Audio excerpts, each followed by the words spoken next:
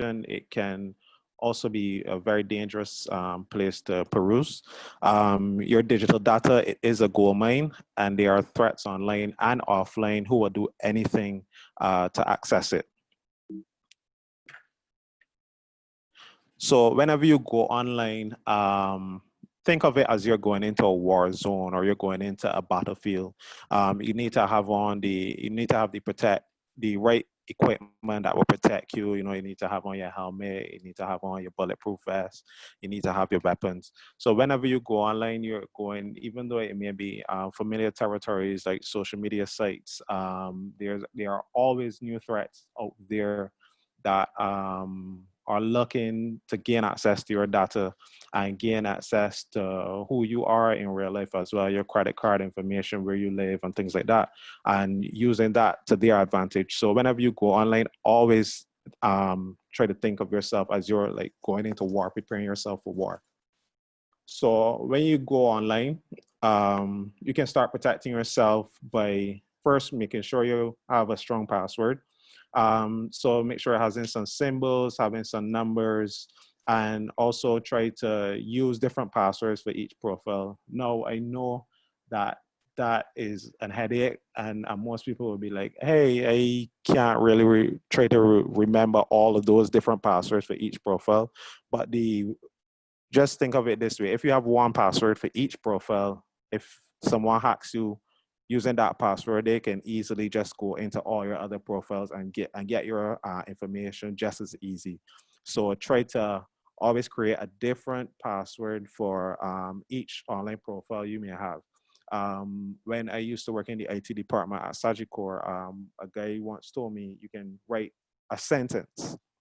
So you can write a sentence, and then each word in that sentence or each phrase in that sentence, that can be your password for each different profile you have.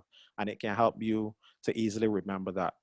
Another way that you can protect yourself online is by installing the two-factor authentication. That is where, you put in your password and then you get either do a text message, or you may get a phone call or something to further get access to your online profile. Another way we can do that is also by limit your login in via Google email and Facebook. So I know you realize like a lot of things they tell you, well, just sign in easy, just click here to use your Google profile, just click here to use your Facebook. But that convenience comes at a cost. So try to limit that as much as possible. Always try to make your own your own profile and use your own password, like create your own password. Because if someone hacks that, they now have access to your Google email, they now have access to your Facebook profile. So try to limit that as much as possible. And also when you're downloading a new app, always look at the permissions of the app before installing. Why does this app need to use my camera? Why does this app need to use my microphone, I remember when they had the app that was making you look old, the Face app.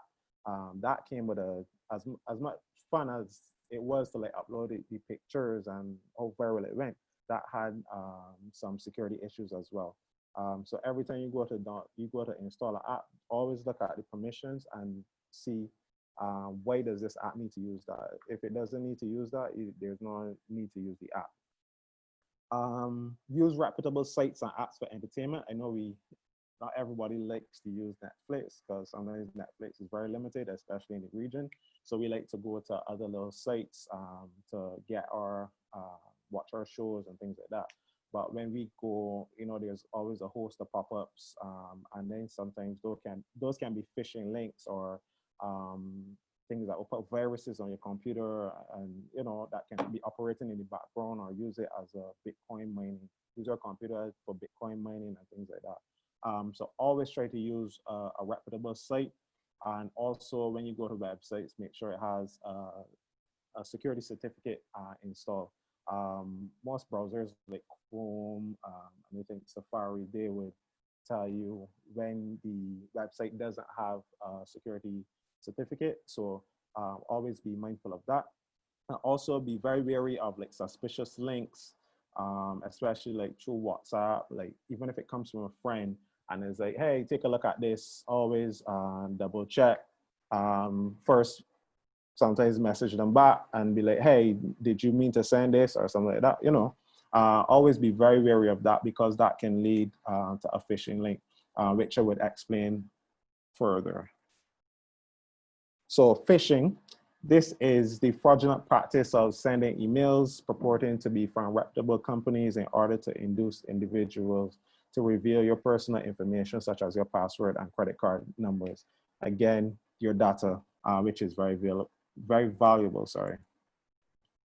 So you're just at home one day and this email just show up in your inbox. So what do? You may be a regular Amazon shopper, or you know, you may have just ordered a package or something, and then this shows up. What do? These are like a very good tactic used by those who do a lot of phishing. They always use like reputable companies and things like that, like Amazon or Netflix, and they make it seem like these companies are sending you information, and so that you can click it and then you'll be led down a rabbit hole, which would make you lose your information. But I'm going to give you some tactics now to help you identify these kind of emails. So this Amazon email just popped up in your inbox. First of all, you have to question the email relevance. So you may not have purchased anything on Amazon for a while or recently. And so you first have to ask yourself, well, did I order something from Amazon? If it's a no, well, you know that this can't be, that should raise, raise alarms. I always look at the from section of the email. As you can see in the from section here, it says from your order at help@markyourtrails.com. And that is clearly not an official Amazon email. You also have to be mindful, look for any like typos or misspellings within the body of the email. Also, you can like hover your mouse over like the buttons and the links just to see if they're legitimate. So as you can see, the button here to say track your package is for some Mr. Cosmetic thing, and for the products, like the recommended products, this goes to some business something. So always try to hover, over the buttons and the links just to see if they're legitimate. And also like a quick Google search too as well. If you get a email or something saying, hey, I think just the other day, Cable and Wireless had a little phishing incident where they were saying that, oh, you won this amount of money, and it had like confetti and things like that. So they had to put out a press statement and say, well, that's a phishing link. People are trying to get your information. Always a quick Google search. If you realize like it's too good to be true, a quick Google search won't hurt, and always make sure that they are official links. Always remember that online actions have real world consequences. Now, I think a lot of people think that since you're operating online, that you're operating in a silo, and that is not true. You can be anonymous online up to a certain point, especially like if you're very public with how you behave and how you interact. So as a regular person, I know that these social media platforms, they always encourage us to share, and encourage us, give us new features, how more we can share. But it can be very harmful. But at the end of the day, they want you to share more, because that means more data for them. That means they can take that and use that however they see fit, however it benefits them. So again, your data is a gold mine. So always be mindful of how you're sharing. So Instagram now, they have these stories, WhatsApp as well, and Snapchat. So when you're going out, always be mindful of, like, you know, when you're taking your videos, when you're taking your pictures, there are people that are watching you.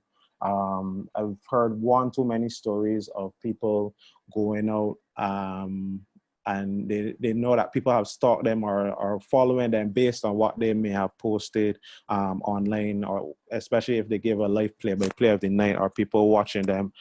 Just the other day, the rapper Pop Smoke, unfortunately, he was in somewhere in LA, and he inadvertently shared his location after like posting like money and jewelry and things like that, and then the people came to his house, and sadly he was killed. And there's way more situations even here where guys were like tracking guys, especially if they know they like to be active and sharing the location and stuff using the stories features and things like that, and you know, are able to go and suss out their location and do whatever heinous thing that they would like to do with them. Also sharing your private information, like where you live, where you work, like where you go to the gym, your siblings, your birthday, all of that is stuff that can be used against you. So in some instances where, like I see on Twitter, like a lot of people ask a lot of questions, like show yourself in this yellow outfit, show yourself in this blue outfit, what's your favorite this, what your favorite that. That is, the more you participate in those kind of things, or the more you participate in those kind of quizzes, you're giving out more information about yourself that people can use. People even take, like, as much as you post those pictures and videos, people take them, use them to create, what's the word now, catfish accounts, and use them to create fake accounts, then to maybe to do something heinous, and then your picture is being used. So always be mindful of that, and also like sharing your birth date and things like that. Again, participating in online quizzes, that is part of sharing the private information as well, because a lot of people ask questions that may be password questions, and that you may not, you know, really study that as a password question. People use that to help get access to your data. Sliding in DMs, this is less about data, but I know a lot of people use dating apps and just to go and meet new people and things like that, but that can be very harmful, especially in the real world. So you can be going out and something may happen to you, or you may go and think you're meeting this person and they are not what their online profile suggested. And so in those instances, always let someone know where you're going or who you're going with. Sometimes even suggest going out and meeting in a very public place, or go and meet with friends, have it like a group, you know, a whole group chill out or group line. And always be mindful of your friends, and I put those in the inverted commas, because yeah, you may have somebody that's cool, but they can also give out or share out your information as well. People have taken their phones and like send pictures from off of their phones to themselves, and you know, next thing you know, all your business on the streets. So always be very mindful of that as well. Doxing. So this is where we there's the searching for and publishing of private or identifying information about a person, a particular individual on the internet. So it's typically with malicious intent. So this is where like people would, like if they have a vendetta against someone, they would publish their where they live, where they go to work, and things like that. And some people saying like death threats, and it's a very heinous and very scary thing to happen to some people, because in some instances, some people go and enact or go show up at the people's location and threaten them as well. But you can help prevent doxing by using a VPN. There's most are you have to pay for them, but those can help protect your location or protect your identity as you traverse the web. And they're also like browsers like Tor, Tor, that have that kind of VPN software. Try to limit your personal information online. Again, these sites are designed for you to share as much as possible, but try very hard to limit as much as you give out.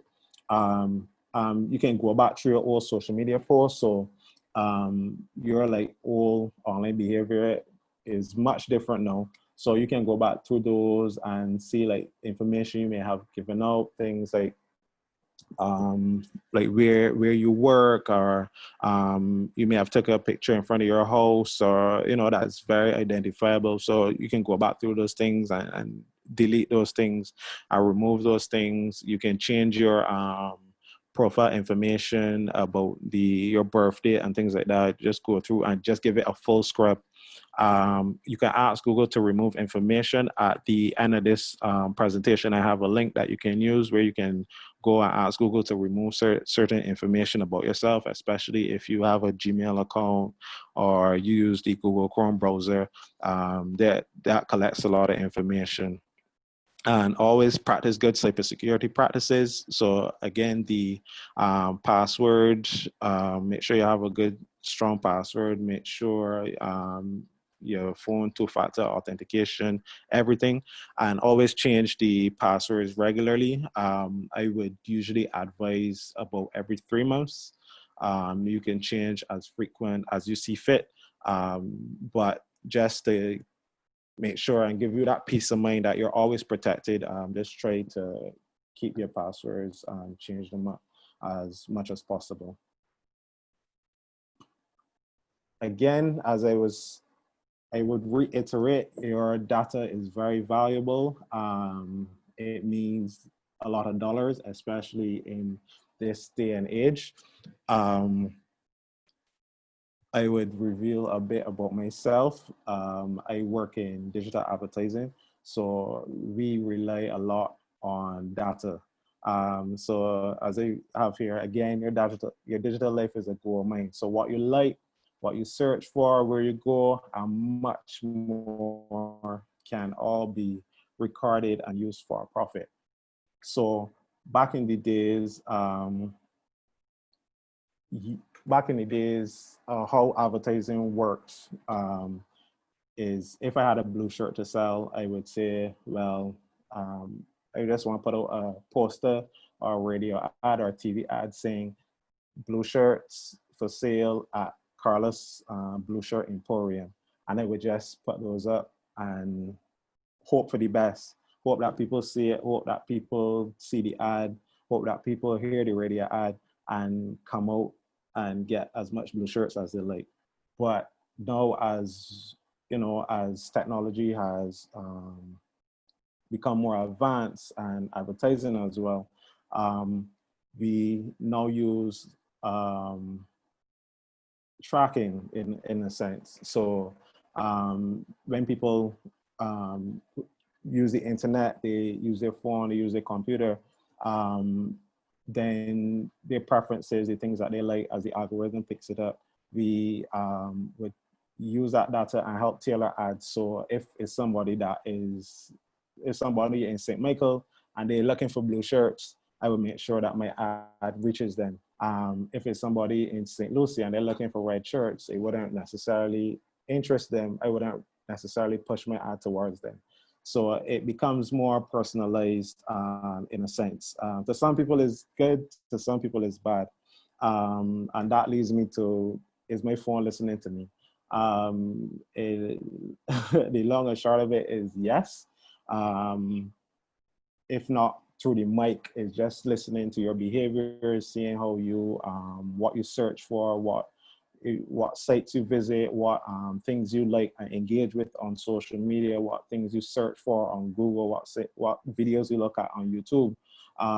It is taking that information, Google is taking that information, Facebook is taking that information, and they are using that to help companies reach yourself and I.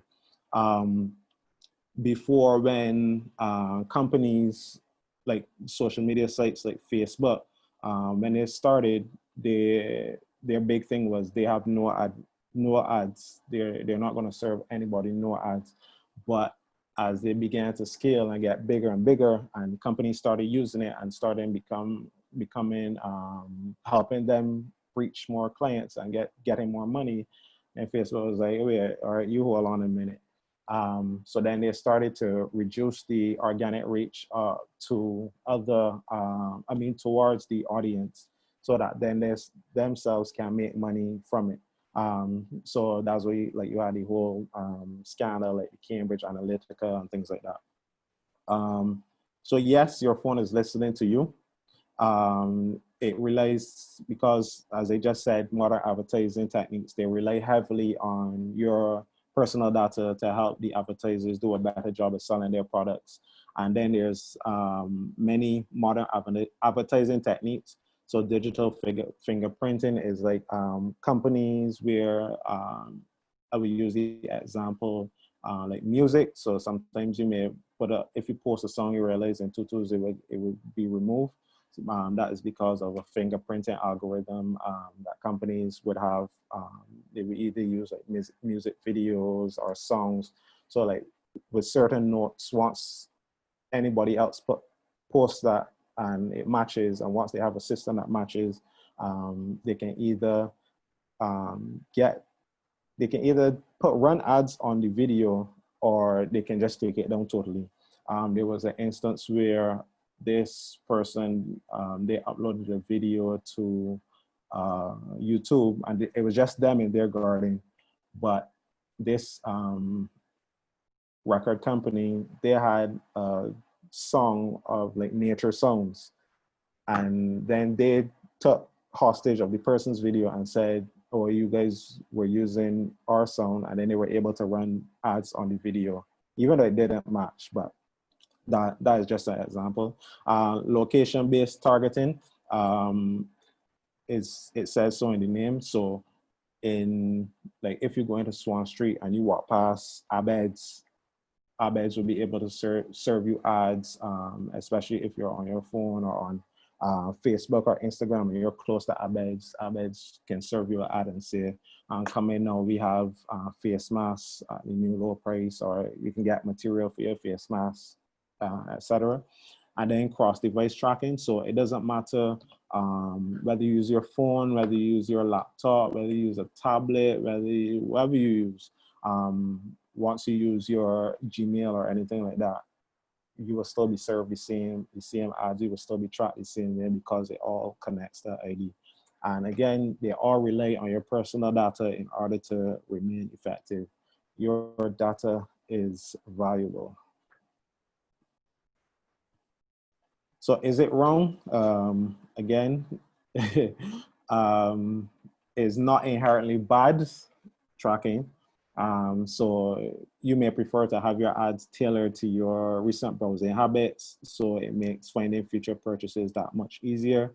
You know, if you are in the market for shoes and you may not find the shoes in the price range that you're looking for on one site, if another site is running ads on their shoes, that can give you, you know, say, oh, well, let me check out this other site and see them running ads for shoes, and I can use that.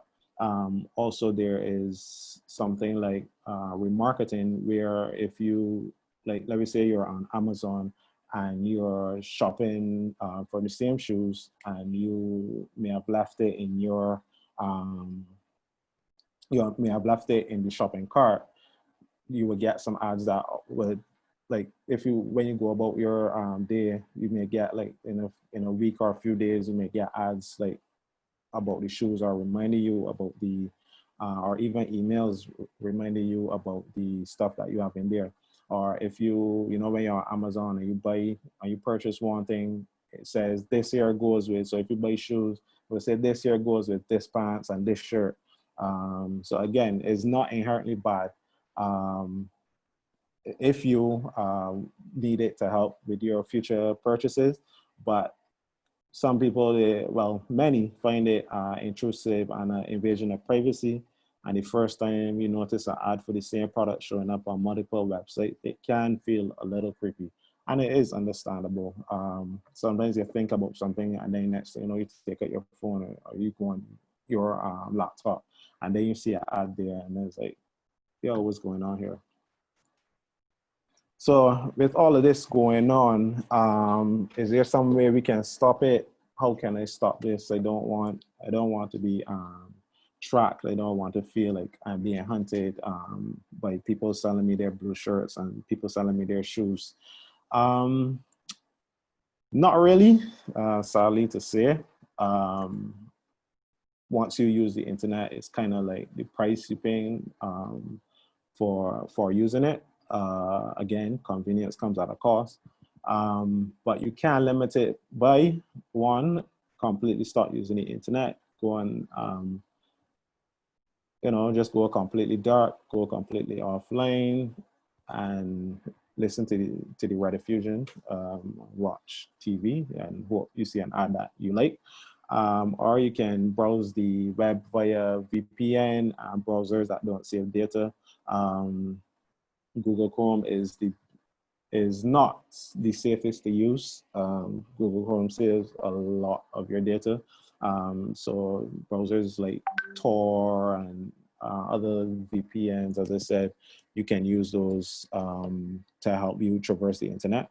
You can download a reputable ad blocker, but then the funny thing is that ad blockers now are starting to serve ads because it helps them to sustain themselves. Always be wary of who you give your email address to. This one is very important. I remember it was like in 2007, I was in American Eagle, and at that time, the lady had asked me, "Hey, so what's your email address?" And thinking that she was feeling me,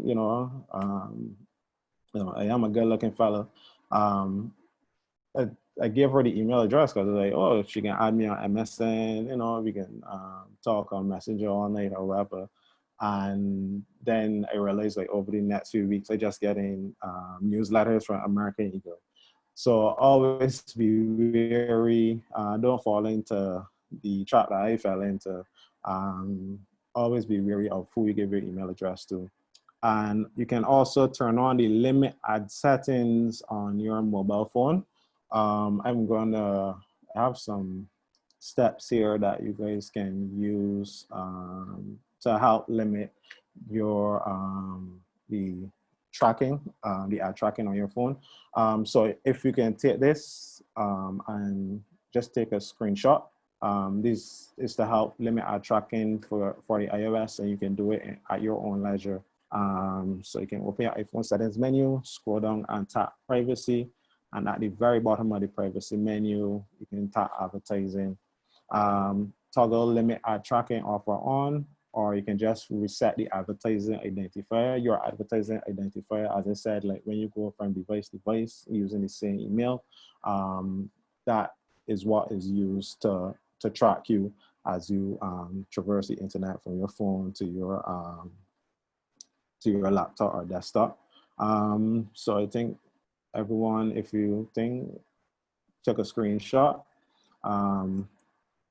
And for Android, it's the same thing. Open your Android settings menu, scroll down and tap privacy, Google settings, tap ads, toggle opt out of ads, personalization off or on, or you can reset the advertising ID just as you did with iOS. And I can just wait a few seconds for anybody that's screenshotting. All right. So I just want to run this video just to show how easy it is to be hacked. And this is a news reporter. This is a hacker hacking a CNN news reporter right in front of his face. So I'm going to run that now. Just let me know if you can hear the audio. About $2,500 worth of hotel points. And worst of all, you have put me in a middle seat. $105 flight. Oh my God. And they just let you do it. Yeah. Damn. So I am here in Las Vegas for two of the world's biggest hacking conferences, and for some reason, I have agreed to be hacked. I'm meeting Rachel Toback, who specializes in a special form of hacking called social engineering. And I'm very nervous. I feel like I know pretty much everything about you. I instantly don't trust you. So am I going to be safer today, thanks to you? You and every other customer will be safer today, thanks to what you're willing to let me do. Well, let's get started, I guess. Okay, so you want to assume that everything that you put on social media is public. Information that can be found in places like this can be used to authenticate you with different companies. Do you remember this tweet? Yeah. I used this to gain access to your current address. What? So what I did is I called up this furniture company right here, and I basically said, hey, we're gonna buy another one of these pieces of furniture, but I need to make sure that I don't accidentally have the wrong information on the account. And they said, no, I mean, you ordered something a while ago, but the thing that you ordered, we shipped to this address.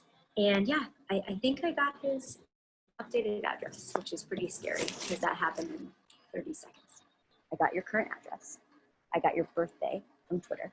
I called like pretty much every business that he ever listed that he used on his Twitter or Instagram. What you have to understand is when you do that, I now know which companies you use and I know which companies to call as you. What did you get from the boutique hotel? Your phone number and your email address. They gave you my phone number. So I'm going to be doing these phone calls. I'm going to be actually live hacking. So when I call, your phone number is going to display on their caller ID. This is Joni O'Sullivan. Who are you really? No, this is Joni O'Sullivan. I can tell you my address, phone number, date of birth. Whatever you need to know to verify that that's really me. That's wild. I am on the road right now and I'm having trouble getting access to my internet, but I need to transfer points to my friend for a bridal shower. Hopefully you can help me out over the phone. I have all the information. I have 90,000, is that correct? So the first and last name is Rachel Toback.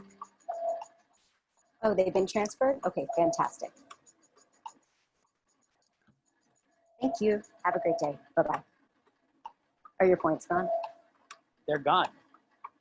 That is crazy. When you call this airline, it's going to be coming from my number. Yes. As you know, I have a flight leaving Vegas. I'll put you in the middle. I'm trying to do this like personal essay thing. So can you move me to a middle seat kind of in the back of the plane? I know you probably don't get that request a lot. Oh, perfect. Okay, so it's a row right before the last row and it's in the middle seat. You're in the back of the plane, middle seat. I had an exit aisle. I know. He picked it up saying, Mr. O'Sullivan, how can I help you? If I was not sitting here with you and didn't know, they said, well, sir, you called up and requested it, I would let Think about how much you have to do to get into your accounts online. You have to have a password, two-factor. We are basically living in the dark ages on the phone compared to how hard it is to break into accounts online. Until these companies learn to change their authentication protocols, there are certain things you can do to help protect yourself. Remove your geolocation tagging. When you are on Instagram, Twitter, Facebook, there's just no need for people to know exactly where you're staying in those places. After that, I would say products that you buy, services that you've purchased, help that you try and get online, like on Twitter, that you're probably gonna wanna do privately. So maybe in DMs, because I'm just gonna call them up as you and try and get your information. I think the most important thing is that I'm not gonna victim blame you. Yes, sure, there are things that you can do to make my job a little harder. Ultimately, it is the company's responsibility to keep their customers' data safe, and updating their authentication protocols over the phone is a really good way to start. I'm sorry about that. So glad I agreed to this. Right. So, thank you again to the Equals team for having me. Any questions from anyone? Hi, good evening. Carlos, I think there's some questions in the chat. In the chat, sorry. Yeah. Oh, sorry. I was just going through. All right. Juan says she uses Bitwarden. That's that's another suggestion of the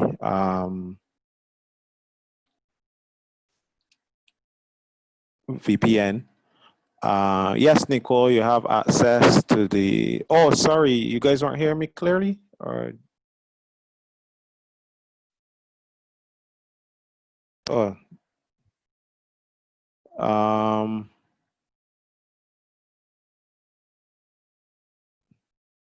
let's speak more. Realize.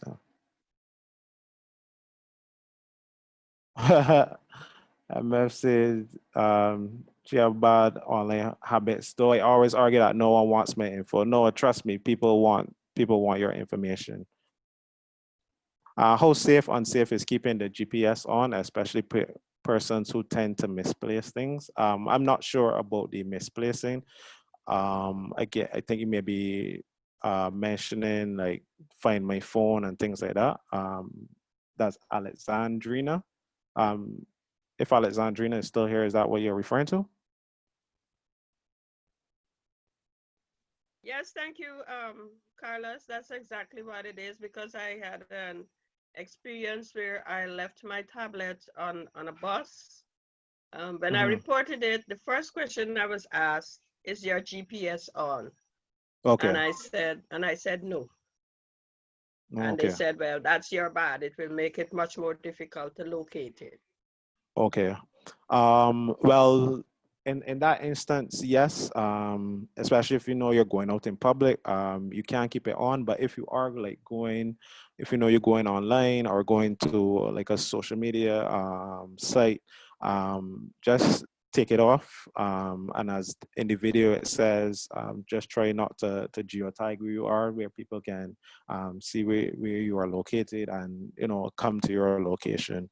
So yes, you can keep it on, especially if you're somebody that misplaces things, and then always remember to switch it off, especially when you're going online. Sherwood, digital organizing is good strategy to organize workers. Sherwood? I'm not sure what you mean by that, if it's a question.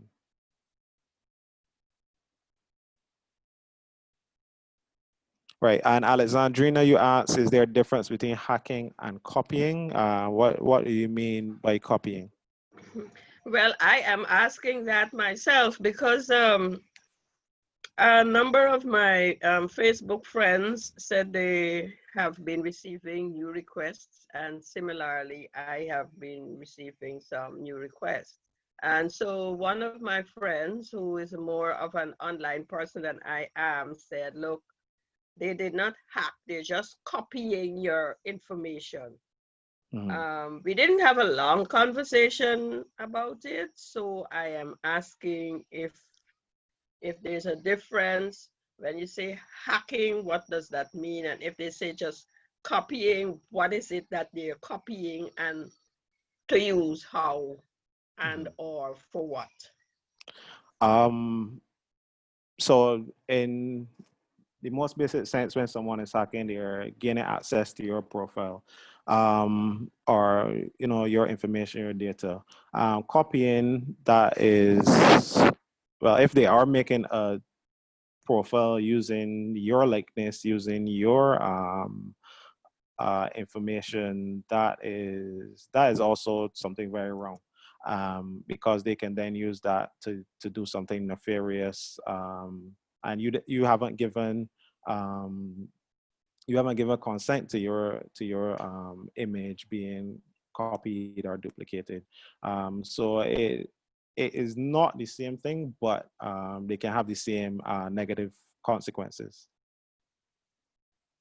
Anyone else? I get to the bottom of the Thank you. chat. Apologies for not checking the chat as I was going through. I have a question. Hey, I'm not sure who asking. Let me stop Nicole. sharing. Hey, Nicole. Hi. I've been trying to get, especially like some of my female friends to start posting pictures of their children. And I get that, yes, we all want to show off our children and our grandchildren. But I remember some years ago, I think on an American news station, they showed us how people can get tracked via pictures, and especially pictures of children specifically. Yeah. I was wondering if you had any thoughts around that. And also too, given the work that some of us are in, sometimes we like to show what we've done. How, given the state of the region, what are your thoughts also around posting pictures of children, especially children, like say for example, that are not your own? I know that there's sometimes like public access, that kind of thing. But I just wanted to know your thoughts on that. Okay, so first, I'm not a big fan of people posting their children. Honestly, I see people giving the children a whole profile and things like that, and I think is pretty strange. One, because the internet is filled with a bunch of creeps. And we see that with like a lot of every other day, some child pornography busts or people using children's images and things like that for nasty things like that. So you can't tell people what to do with their children, but I personally am not going to post a picture of someone's child on my personal things. I wouldn't do that. So I'm not for it.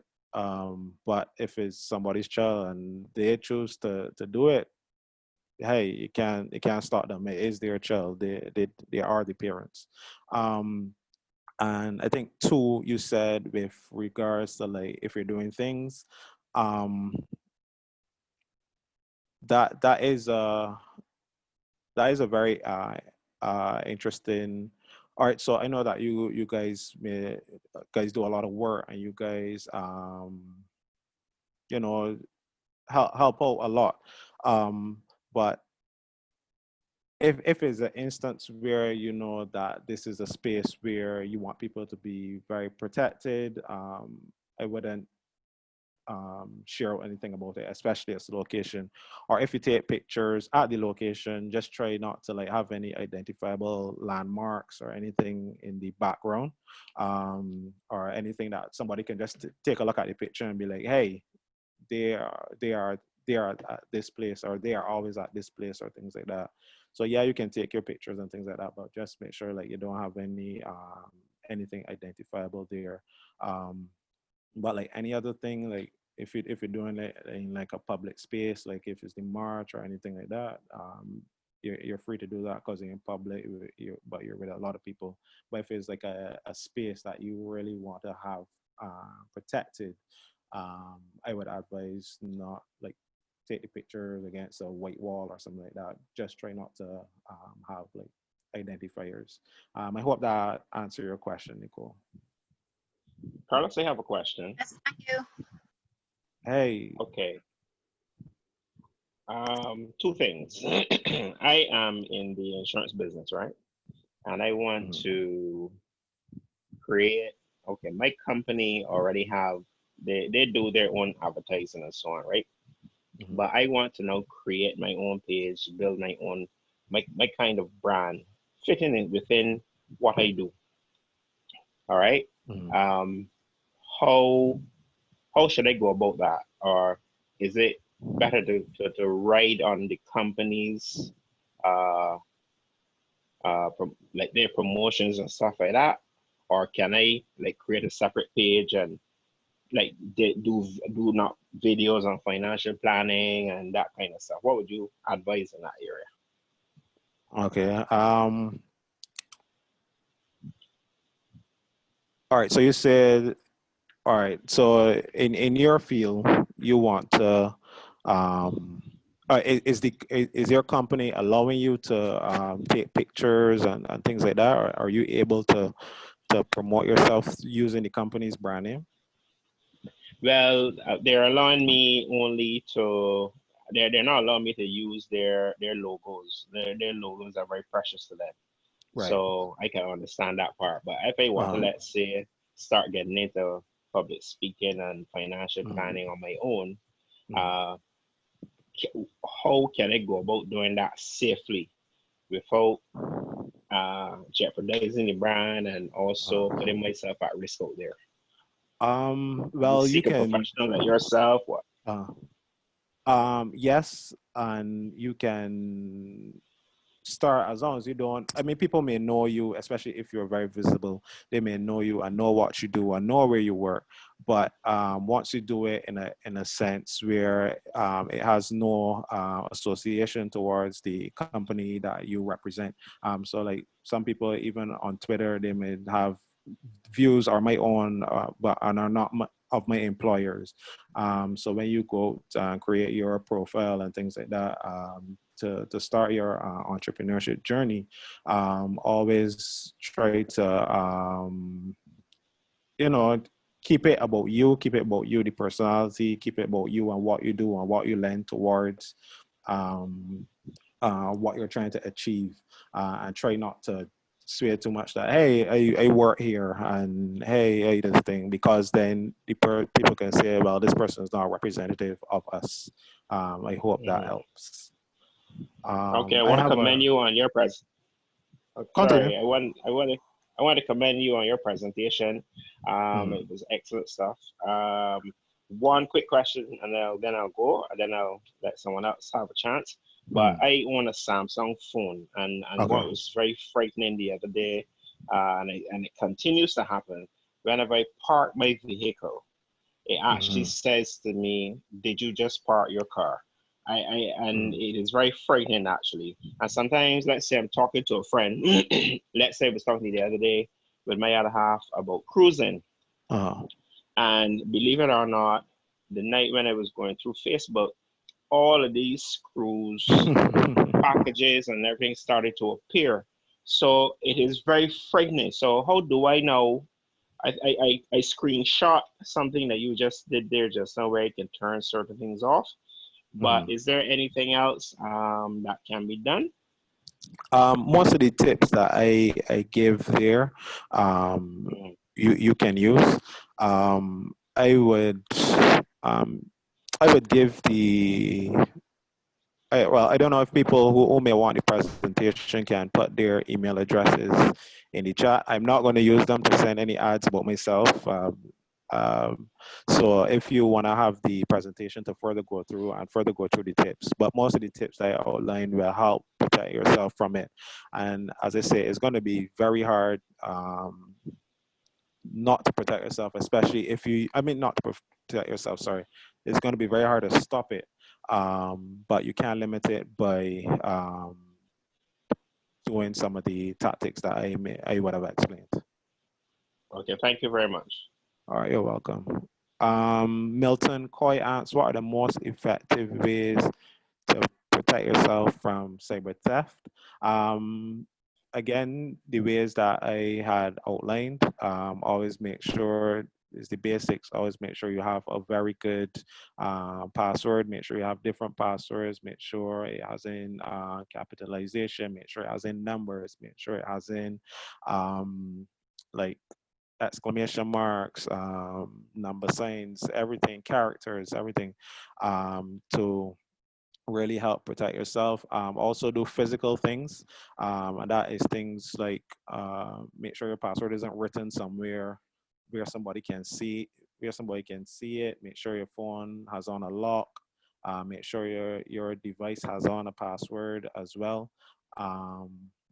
Yeah, and again, all the other information that I would have outlined in the presentation that can help you protect yourself from cyber theft, or at least try to limit the risk, because every other day they're coming with something new. And MF says, may venues give discounts in lieu of, or many venues give discounts in lieu of exposure PR. So that can be further consideration that encourages sharing. Yes, they do. Right. Oh, I understand what you're saying. Yes, that is true. Hi. Go ahead. Right. So yes, that is true.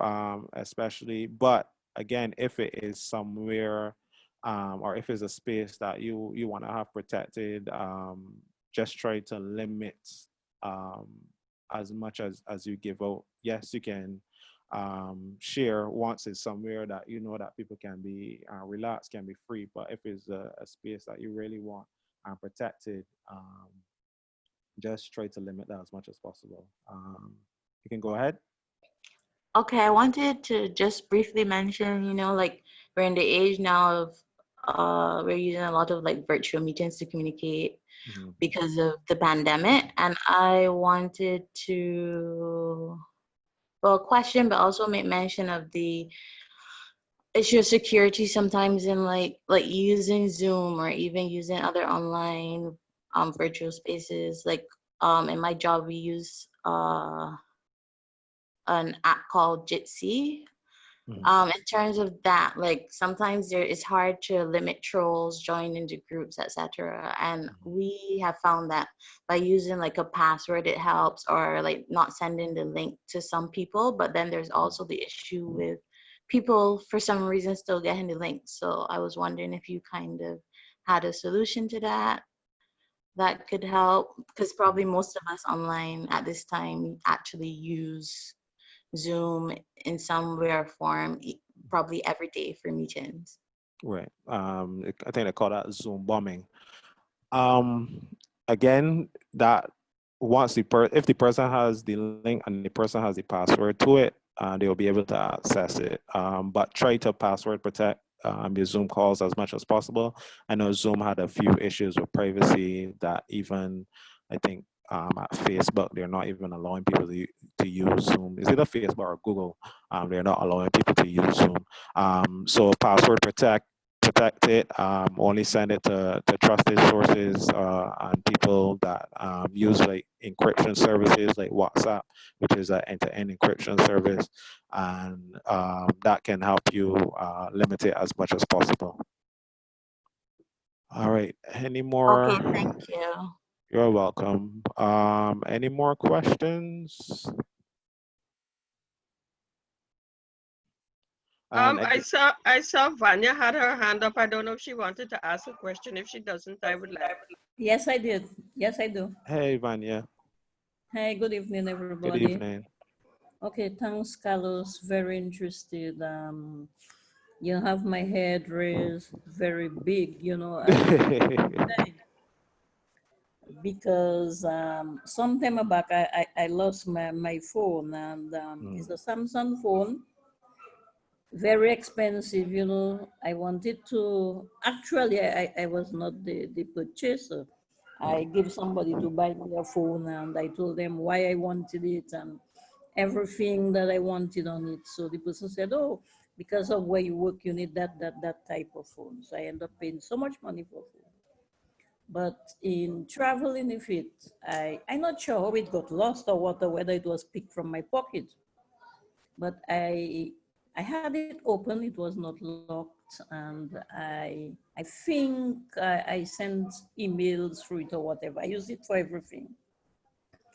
But recently, to me, every time I come to send an email, I kind of frighten. For example, if I'm replying to Carlos, I say there, and the word Carlos comes up. By the time I start the C. And sometimes I would not put the subject, but you send me something and the subject automatically, even if I want to change the subject that you last sent me pops up. And that had me kind of frightening, sending out emails, responding to mails, or even filling in questionnaires. What do you think about that? Because very often. That can be autocomplete. So if you sent an email to me before, you use Gmail or any, yes. Right. So Gmail now, I also think is a pretty weird thing.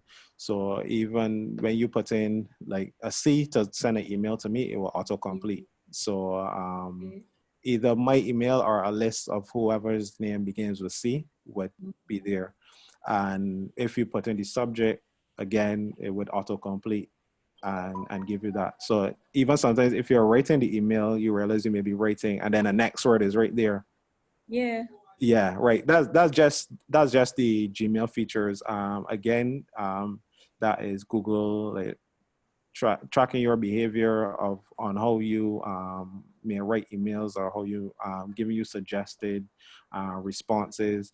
Sometimes you may even you may write see attached, and then when you go to click send, the mail, you may forget to attach it, and then the mail gonna stop you and say, hey, you have attachment in your email, but you don't have nothing attached to it.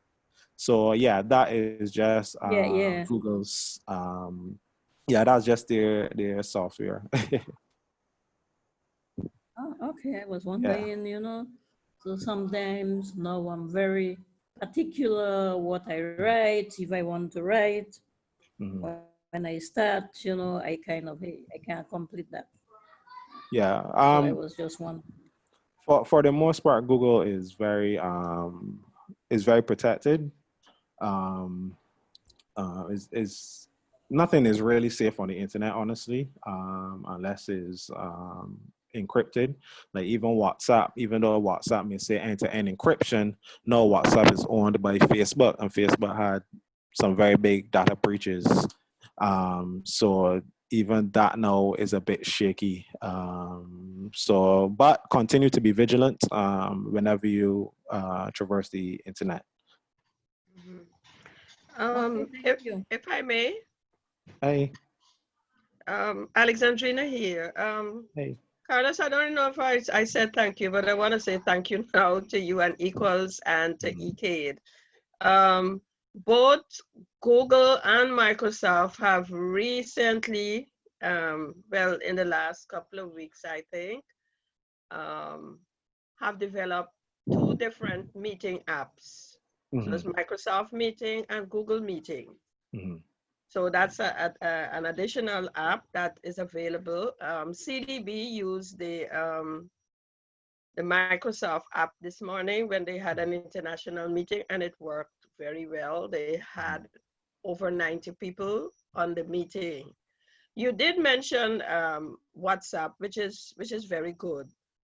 However, I find that WhatsApp has a kind of limit to the number of people that you can adequately talk with or converse if you want to have a meeting. It's very good for like smaller groups, 10 to 12, but once it gets larger than that, WhatsApp doesn't really serve the purpose very well. That has been my experience. I don't know if it's different for other persons. Yeah. Oh, so you've done meetings on WhatsApp as well, or just like I think their video call feature, I can't remember how much it goes up. I mean the call feature, I can't remember how much it goes up to. I think it was increased the other day to a certain number. But I've used, like day-to-day, I use GChat, where I use GChat a lot, and also Zoom as well. Zoom has had a huge uptick in popularity since COVID. But like certain security features, they have to tweak, but since everything was so fast, they're working on it. Even WhatsApp has a few features now, especially like with misinformation of things being spread through the app. They now want to like put like identifiers on it that says, well, this may be fake news, and they also may limit like your forwarding and things like that.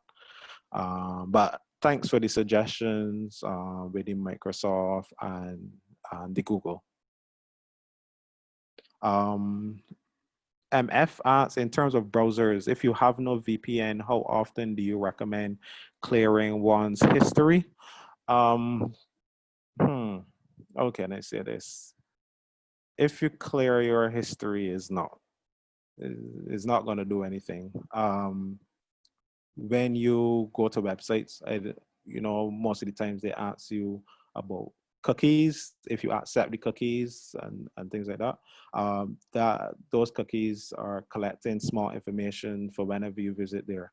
It is beneficial because it can, like, if you visit a website a lot, you wouldn't have to worry about like pictures will load faster, information will come to you quicker. But again, as I said, your data is valuable and convenience comes with a cost.